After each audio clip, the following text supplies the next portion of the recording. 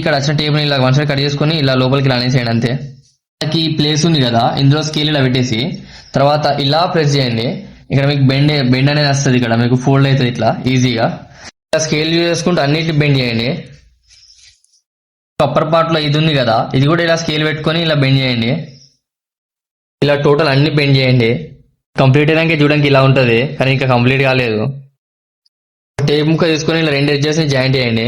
మన కార్నర్ లో కడిగేసిన ఎడ్జెస్ ఉన్నాయి కదా, రెండింటిని ఇలా జాయింట్ చేయండి. ఇలా జాయింట్ చేసి ఇలా టేప్ వేయండి. రెండు ఎడ్జెస్ ఇలా జాయింట్ చేసి ఇలా టేప్ వేసేయండి. సేమ్ ఇలా అన్ని ఎడ్జెస్ ఇలా జాయింట్ చేసుకుని టేప్ వేయండి. ఆపోజిట్ సైడ్ కూడా అలానే వేయండి. ఈ ఎడ్జెస్ ని ఇలా జాయింట్ చేసుకుని టేప్ వేసుకుంటారండి.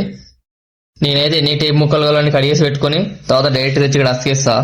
ఈ టోటల్ గా జాయింట్ చేసినాక ఇలా కనిపిస్తుంది కంప్లీట్ అయినట్టే. బట్ మనం బాటమ్ సీల్ చేయాలి. కార్డ్బోర్డ్ ఇలా రౌండ్ గా కడిగేసుకొని దీనికి కూడా వన్ సైడ్ టేప్ వేసేయండి. ఫుల్ ఇలా పెట్టేసి టేప్ వేసేయండి.